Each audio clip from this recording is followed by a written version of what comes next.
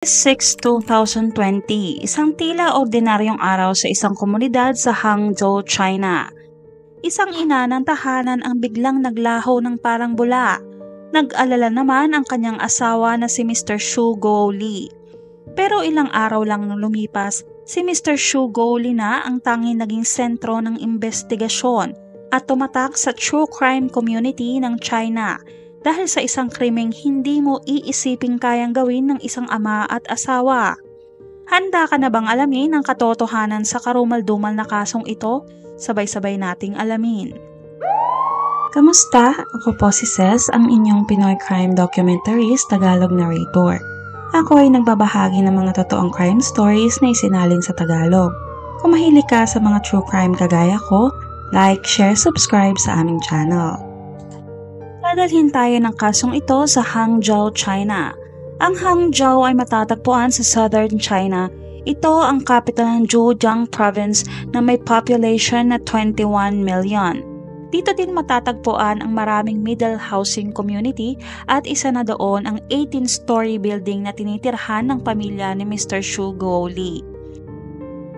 Nakatira ang 3 miyembro ng pamilya sa isang 55 square meters na apartment sa Sanbao Biawan Gated Community, Hangzhou. Ang ama ng tahanan ay si Mr. Xu Guoli, 55 years old. Isang delivery driver si Mr. Xu sa isang company sa Hangzhou. Si Miss Lai Huili naman ay 53 years old, ang asawa ni Mr. Xu. Isang cleaner naman siya sa isa ring company sa Hangzhou. Mayroon silang isang anak, 12 years old. Ayon sa ilang kamag-anak ng pamilya, pareho raw na may asawa noon sila Mr. Xu at Miss Lai nang magsimula ang kanilang relasyon. Kalaunan, parehong nag-file ng divorce sina Mr. Xu at Miss Lai sa kani-kanilang asawa. At pagkatapos nito, sila ay nagpakasal noong 2008. Ngunit habang lumilipas sa mga taon, tila unti-unti ring gumuguho ang relasyong pinipilit buuin sa kasalanan. July 4, 2020, isang tila normal na araw sa pamilya. Pumunta si Miss Lai at ang kanyang anak na babae sa Chingchoniumtai Mall. Bumili sila ng mga libro at cake. Tila simpleng lakad lang na mag-ina. Bandang 5:04 ng hapon, nakuhaan sila sa CCTV sa elevator ng Building 4 habang pauwi. Ito na ang huling beses na nakita si Miss Lai ng buhay sa video. Pag-uwi nila sa bahay, kumain silang mag-anak ng hapunan. Masaya raw sila habang kumakain ng cake. Pagkatapos, tinulungan pa nila ang anak sa homework nito. Pagdating ng alas 10 ng gabi, natulog na raw silang lahat. Wala namang kakaiba, tahimik ang gabi. Kinabukasan, July 5, 2020, bandang alas 12:30 ng madaling araw, ayon kay Mr. Xu, nagising siya para gumamit ng banyo. Nakita pa raw niya si Miss Lai na nakahiga sa kama. Pero pagsapit ng alas 5 ng umaga, siya na lang raw ang nasa kwarto. Akala raw niya lumabas lang si Miss Lai kaya hindi niya na ito gaanong inintindi. Kinabukasan, July 6, bandang alas 7 ng gabi, hindi pumasok sa trabaho si Miss Lai. Dahil dito, tinawagan ng kanyang supervisor sa opisina ang anak ni Miss Lai sa unang asawa. Kinagabihan, bandang alas 8 ng gabi, pumunta na si Mr. Xu at ang panganay na anak ni Miss Lai sa police station sa Jianggan District. Dito, nag-file na sila ng missing persons report. Nag-print din sila ng mga missing person at ipinakalat sa kanilang komunidad pati na rin sa internet. Tapos iulat ang pagkawala ni Miss Lai, agad na kumilos sa mga pulis ng Jianggan. Sinimulan nila ang investigasyon at paghahanap base sa mga proseso para sa mga missing person. Habang nagpapatuloy ang paghahanap kay Miss Lai, may ilang kahinahinalang detalye na agad nilang napansin. Dahil dito, bumuo ng task force mula sa mga ahensya ng pulisya sa probinsya, lungsod at distrito upang maging mas malalim ang investigasyon sa posibilidad na ito ay hindi basta-bastang pagkawala, kundi posibleng may kinalaman sa isang krimen. Isa sa mga pangunahing hakbang ng task force ay ang pagbawi sa lahat ng video surveillance sa loob at paligid ng kanilang compound. Umabot ito sa halos 6,000 na oras ng footage. Matapos ang paulit-ulit na pagsusuri, napatunayan na kompleto ang CCTV coverage sa loob ng community. kaya't imposible ang hindi sila makuna ng kamera kung sakaling lumabas si Miss Lai. Dahil dito, humigit kumulang 100 video investigators ang itinoka para tiyaking walang frame o detalye na makakaligtaan. Nisa-isa nila ang bawat tao at sasakyang pumasok at lumabas ng compound. Sa tulong ng advanced na data analysis tools ng Huangzhou Police at iba't ibang legal na pamamaraan ng investigasyon, unti-unti nang lumilinaw ang larawan. Tukoy sa footage na bandang 5:04 ng hapon noong July 4, si Miss Lai at ang kanyang bunsong anak ay pumasok sa elevator pauwi ng unit nila. Pero pagkatapos nito, wala nang naitalang footage na lumabas sila ng building. Isang mahalagang clue naman ito na naging sentro ng buong investigasyon. Tapos mawala si Miss Lai, agad na naging viral ang balita sa internet sa China. Nagkaroon ng mga netizen ng iba't ibang opinyon. Dahil hindi nila maipaliwanag o ng CCTV kung paano nawala si Miss Lai dahil walang bakas kung saan siya nagpunta. Maraming netizens ang nagtaka paano nawalang isang tao sa isang saradong compound na may mahigpit na security. Habang gumugulong naman ang investigasyon, si Mr. Xu ay lumapit na sa media. Noong July 15 at 17, 2 beses siyang nag-guest sa programa sa isang telebisyon sa China, kung saan sinabi niyang nawawala raw ang kanyang asawa simula pa ng madaling araw ng July 5. Ayon sa kanya, pagkagising ko wala na siya. Hindi siya kailanman nawala dati. Malamang lumabas siya mag-isa. Pero marami pa ring hindi naniniwala ng mga netizen. Bakit raw walang nakuhang CCTV footage sa paglabas ni Miss Lai na naging usap-usapan ito sa buong China? Umabot ng 2 linggo ang pag-iimbestiga sa pagkawala ni Miss Lai. Pagsapit ng July 21, 2020, nagsagawa pa ng mas malawakang paghahanap ang mga otoridad upang tuluyang matukoy kung nasaan si Miss Lai. 4 na beses nilang sinuyod ang 6 na gusali sa loob ng community, pati na rin ang mahigit 10,000 square meters ng underground parking, elevator shafts, tangke ng tubig, manholes, lockers, flues at mga ventilation ducts, lahat ng posibleng taguan isa-isa nilang sinuri. Bukod pa rito, inalam din ng mga investigador ang lifestyle at galaw ng pamilya. Mula sa mga kaanak, kapitbahay, katrabaho, kaibigan at mga taong malalapit kay Miss Lai.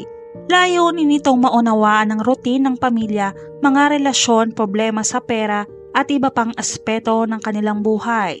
Tapos ang pagsusuri ng lahat ng datos, interview at surveillance video, tinanggal sa listahan ang posibilidad ng voluntary disappearance o pagtakas ni Miss Lai.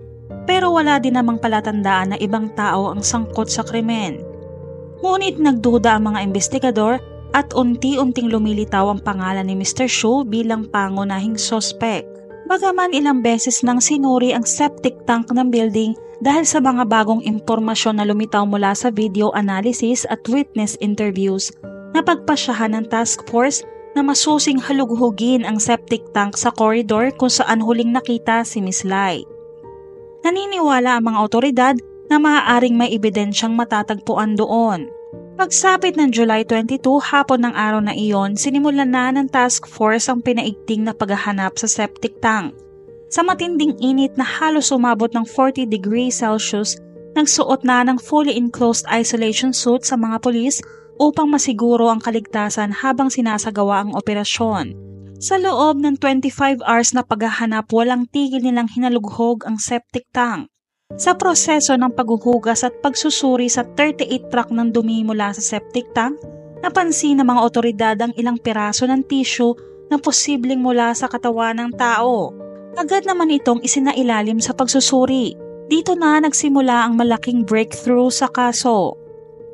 Matapos ang on-site extraction at DNA testing, kinumpirma ng mga eksperto na ang tissue ay tumutugma sa DNA ni Miss Lai Huili.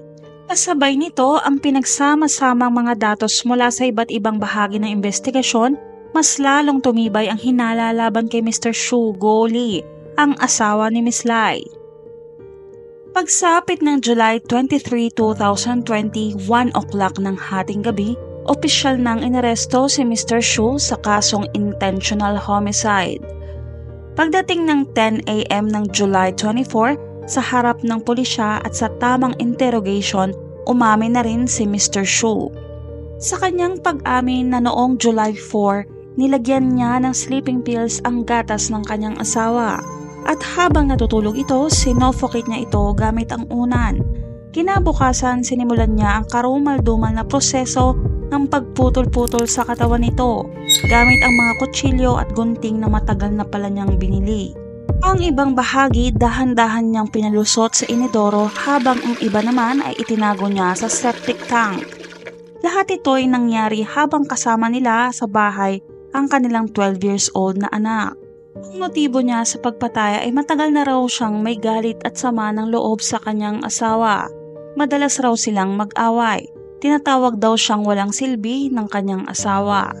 Maging sa titulo ng mga nakuha nilang property, kay Miss Lai lang raw nakapangalan. Noong July 25, naganap ang isang press conference ng Huangzhou Police. Inilahad nila ang buong kaso, ang pagkawala, ang puspusang paghahanap at ang pag-amin ni Mr. Shu.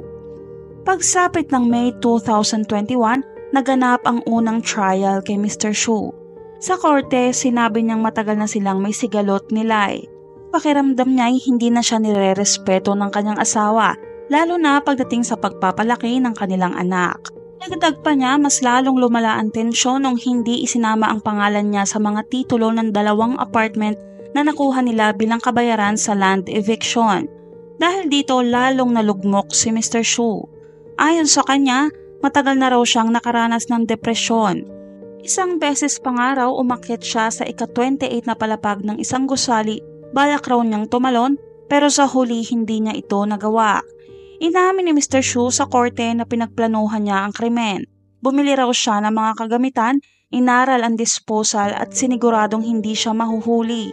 Pagsapit ng July 2021, formal nang hinatulan ng kamatayan si Mr. Shu Guoli sa kasong intentional homicide. Sa korte, sinabi ni Mr. Shu na mahal ko siya pero galit pa rin ako sa kanya. Wala na akong ibang paraan kundi ito. Wala na rin akong masabi kung hindi pinagsisisihan ko. Ayon sa korte, ang kanyang ginawa ay malupit at hindi makatao. Malinaw raw na nilabag nito ang moralidad at batas at hindi na kayang tanggapin ng lipunan. Humiling ang abogado niya ng psychological evaluation at mas magaan na parusa, ngunit tinanggihan ito ng korte. Dahil malinaw raw ang motibo, plano at mga aksyon ni Mr. Shu bago at pagkatapos ng krimen. Wala rin raw history ng mental illness sa pamilya ni Mr. Shu at malinaw na planado niya ang krimen. Pinakamasakit na nangyari sa trial ay ang sulat ng kanilang 13 years old na anak. Nakiusap siya na huwag bitayin ang kanyang ama. Sabi ng anak, mabuti raw itong ama sa kanya at gusto pa rin niyang may matirang magulang sa kanyang buhay. Bukod sa hatol na kamatayan, naghabla rin ang 2 anak ni Miss Lai Huili ng civil case laban kay Mr. Shu. Humihingi sila ng kabayaran na aabot sa 2.17 million yuan. Sabi naman ni Mr. Shu, kaya niya raw itong bayaran mula sa sarili niyang mga ari-arian. Pagsapit ng March 2023, isinakatuparan na ang hatol. Ipinataw na ang parusang kamatayan kay Mr. Shu.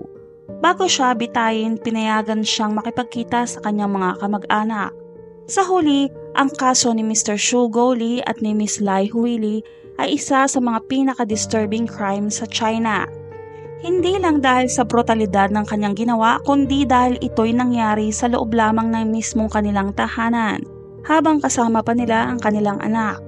Nanaig ang hustisya, ngunit ang sugat na iniwan sa mga anak, sa mga kamag-anak at sa lipunan ay mananatiling bakas ng isang krimeng karumal-dumal. Dito na nagtatapos ang ating kwento. Salamat sa mga nakinig at nanood. Huwag kalimutan mag-like, subscribe at i-click ang notification bell para sa iba pang kwento ng mga true crime. Hanggang sa muli!